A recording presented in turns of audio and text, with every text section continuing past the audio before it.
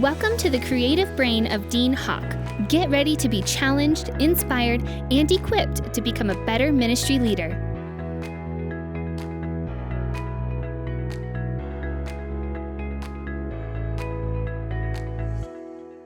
Welcome to the February edition of the Dean Hawk Leadership Podcast. We are here to coach pastors, help leaders in the local church, and just give you practical wisdom and insight to help you fulfill the call of God that is upon you. If you enjoy the podcast, please rate us. Please share it on social media. Please share it with any ministry friends that you know that they would enjoy it as well. I want to remind you, you can always check out deanhawk.com for the latest, greatest sermons that I have been releasing, the sermon series, and you can always be a part of those and get the sermons, outlines, PowerPoints, and everything. Of course, it's always free. We just want to be a blessing to you. All right, so let's talk about happy staff, healthy church. What are the things that we can do as senior leaders to create a positive work environment? And what are the things that will cause your employees to rally to the cause? And when you yell charge, they say, Pastor, we're behind you. What makes your place enjoyable to work at?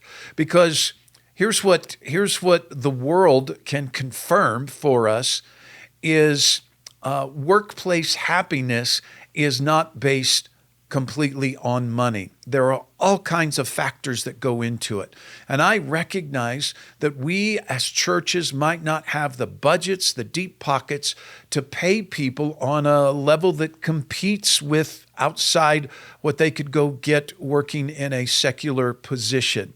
But we can make it a favorable, positive, enjoyable experience that they say, I love working here.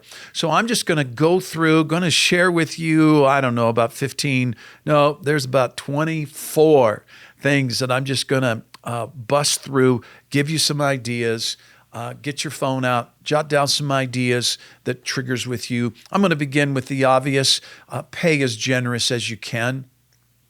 You've heard other podcasts, we use ministrypay.com to help us establish what are the parameters for each of those positions, what are the healthy parameters for those positions.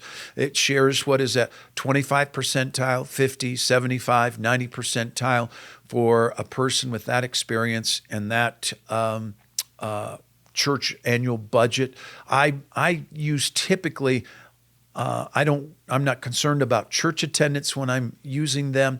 I'm using the number one factor I'm using is our church budget, because I can have 20,000 people coming, but if my annual church budget is $2.5 million, I can't pay them based upon someone working in a 10,000 member church if we're only bringing in a small portion of that. So pay them as generous as you can. Number two, be as generous with vacation time as you can. We have actually continued to expand our vacation benefits. And here's why. It's a perk, it's a bonus that honors them.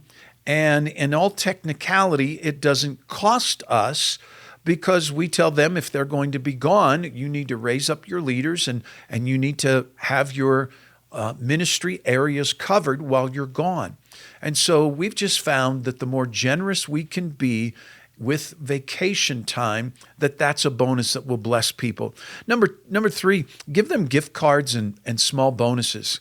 Many times people think of a bonus and they think of thousands of dollars.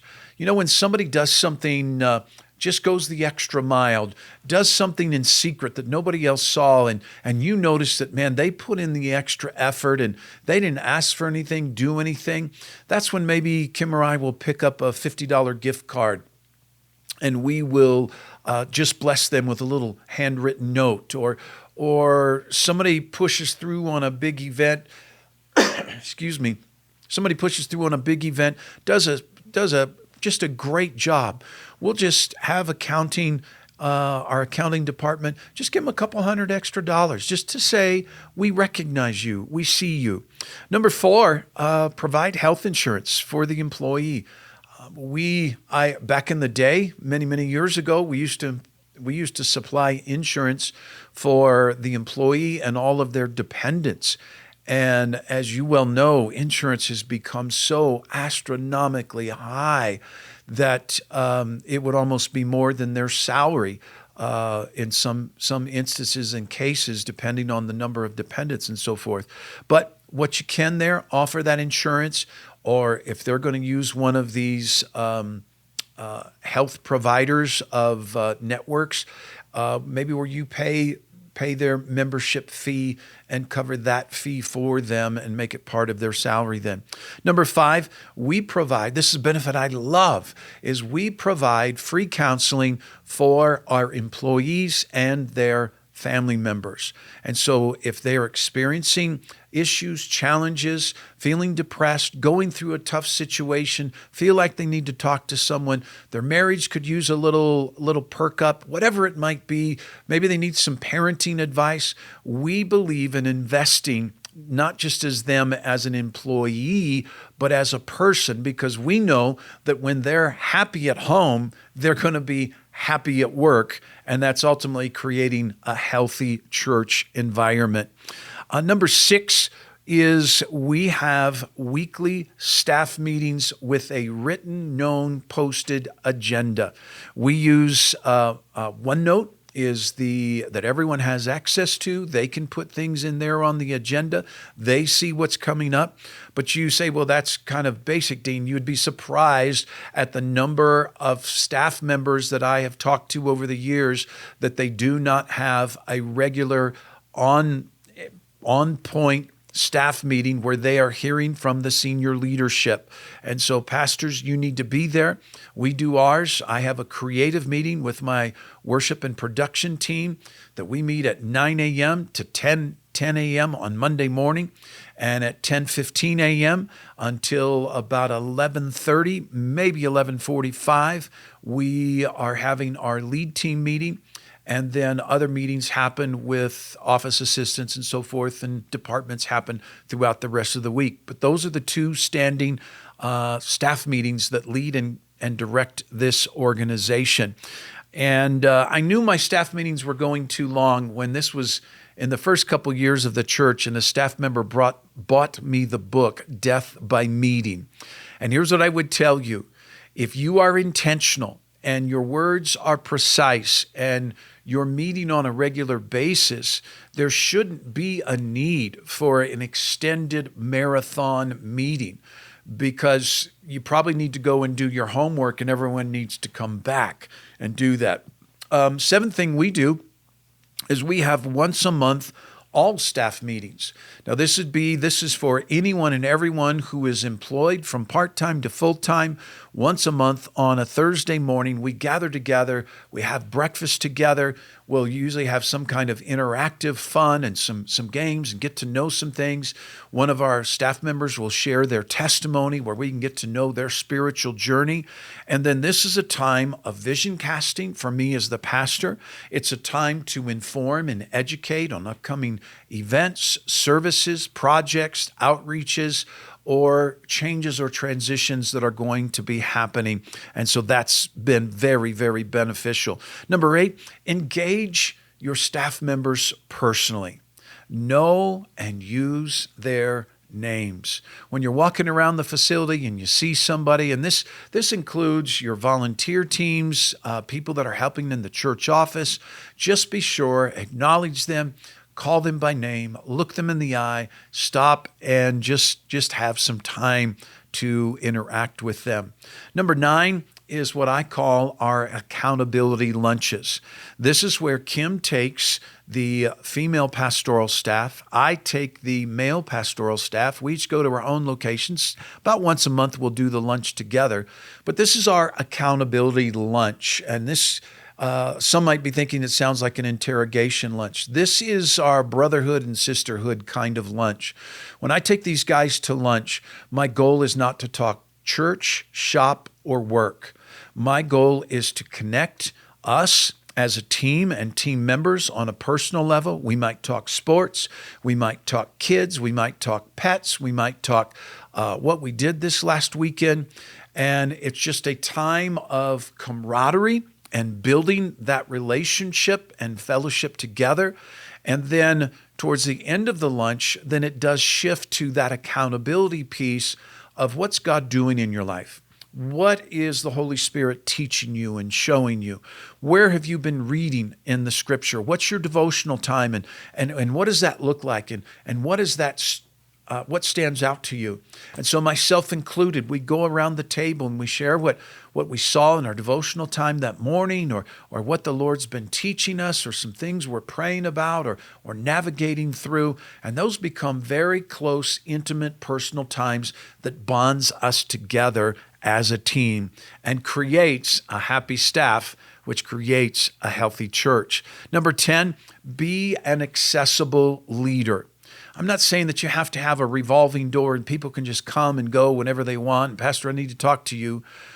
But they do need to know that they can come to you. You do need to set an accessibility, and you teach them the process of how they do that. Shoot me an email. We'll set it up. Sometimes people stop by my office and they'll say, do you have a minute? You have to be willing to say no if you don't, and don't give in just trying to be nice. No, I can't meet, but if you want to look at the calendar, we can find a time and a place to meet. And then here's what I would tell you. Watch out for staff who try and limit staff members' accessibility to you. I believe their purpose is control. Because this has happened to me before, that I found out that staff were being told that they cannot talk to me, but then the staff member was saying things in my name. Dean doesn't like that. Dean doesn't want that. That's not the way Dean wants it. And when they would kind of tilt their head and go, huh? That doesn't sound like him. Nope. And I've already talked to him. You don't need to talk to him. Well, it was to get what they wanted. It was to manipulate the situation. And so I always make sure in that all staff meeting that we just mentioned, that one of the things that Kim and I will always mention is, hey, if you ever need to talk, if you ever need to connect with us, we're here for you, we believe in you, and you have access to us. You are some of the most valuable people in our world, in our life, is you're helping us with this cause for Christ here at Rock Family Church, and we value you and we appreciate you, and you have access to us. And so that creates a happy team. Number 11, create a safe space and place. That you're safe to bring up opposing ideas, opposing opinions. And this happened to me just before this recording. I was on a phone call a couple hours ago, and a staff member called and said, hey, I want to throw something out to you. I'd like to ask you to think about something. And I'm not trying to stir the pot. I'm not trying to, I reassured him and I said, yes, I want to hear it. I'm excited to actually hear it. Because he said, I've been processing. And he shared some of his wisdom and his insight, and I think we should pray about this. And before that conversation, things he shared was excellent. Before I finished that conversation, I reaffirmed to that employee, thank you for doing that.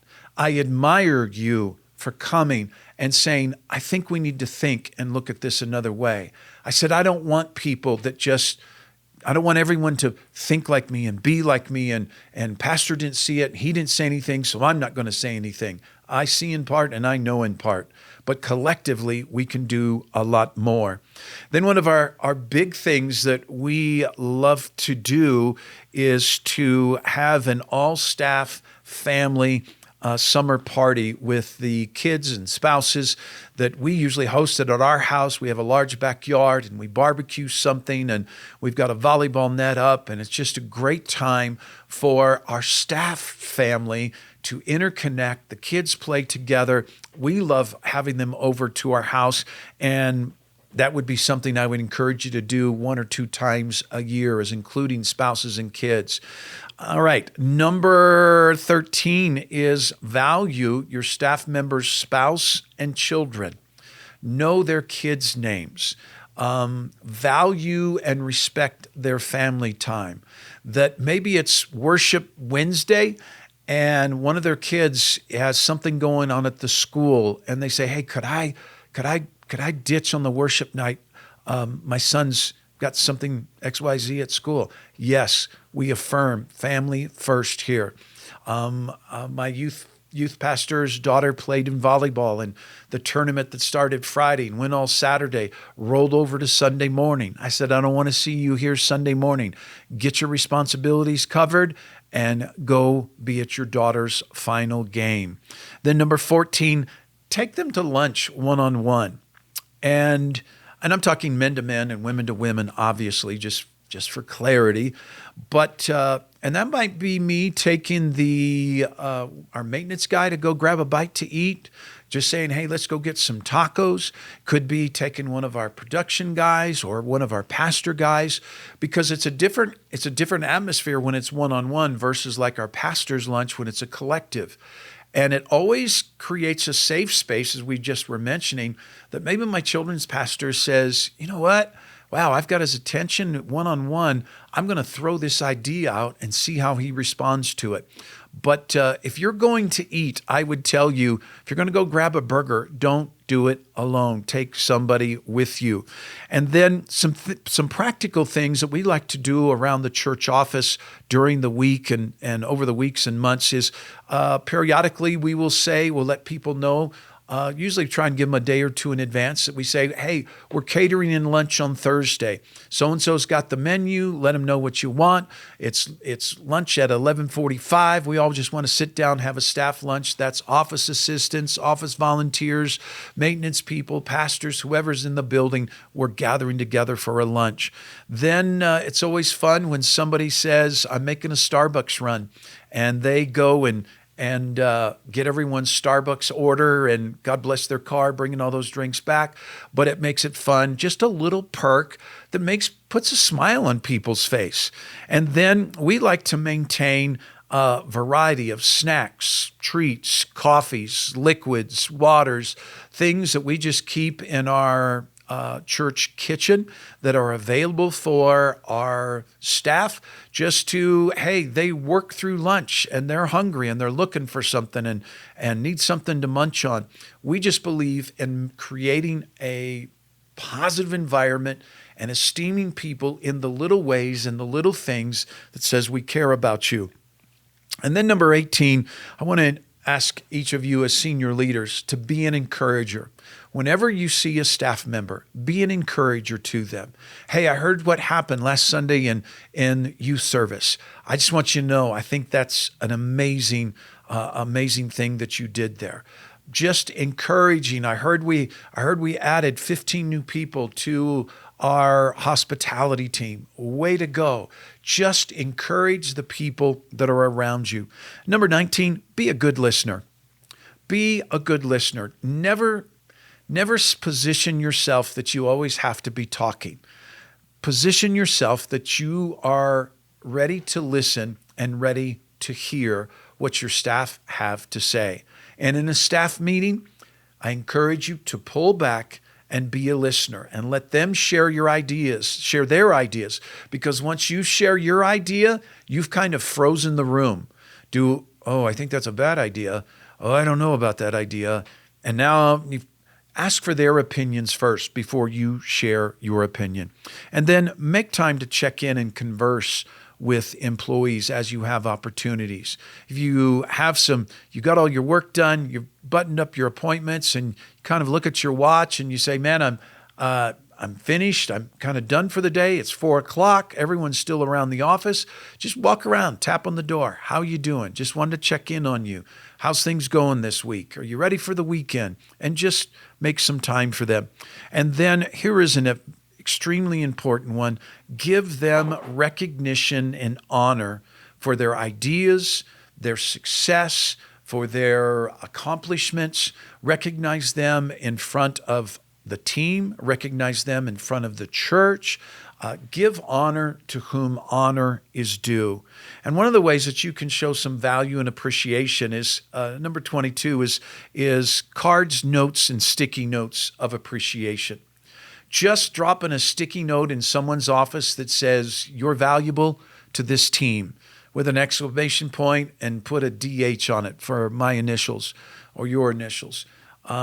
And so just those little things that make your staff members happy. Number 23, be flexible with hours and time off. If somebody needs to get a child to a doctor's appointment, or your youth pastor comes back from summer camp and is drained, and you say, hey, take an extra day off. We look and esteem that there are 3 work periods in a day. There's mornings, there's afternoons, and there's evenings, and we ask them to work 2 of those periods. So on Wednesdays, we've got a lot of people that are here on Wednesday nights. Most of them come in around midday or right after lunch, and then they're here till 8, 9 o'clock at night. And then our last one is have fun and do impromptu fun things together. And I'm going to admit, my staff listens to my podcast. We have not done this. COVID kind of got us out of this rhythm. Before COVID, if there was a new movie coming out on a Thursday, maybe by a Tuesday, I tried to give people advance notice. Hey, get your work done. We're all going to catch the 3 o'clock movie. It's from 3 to 5:30. We're going to catch the 1 o'clock. You stay on the clock. If you're hourly, you stay on the clock. We're buying all the popcorn, snacks, and treats. Let's go catch the new Spider-Man movie or whatever might be coming out. Let's all go bowling. Let's go to lunch. Let's go to Bass Pro Shop. Let's grab lunch there, and then let's bowl a game or 2. Let's bowl for an hour. Doing some of those impromptu things. Now, where your staff will get mad at you is if you don't give them enough lead time to knock some things out. But I'm going to promise you, when you give them some lead time, it's amazing how much work they can get done to make some time for that. Hey, thank you for listening. Please share with a friend if you enjoy this podcast, and we'll see you next month. I hope you have an amazing month of February. Thank you for joining us today. For a free sermon series and teaching outlines by Pastor Dean, visit us at deanhawk.com. Be sure and join us next month as we continue our growth on leadership.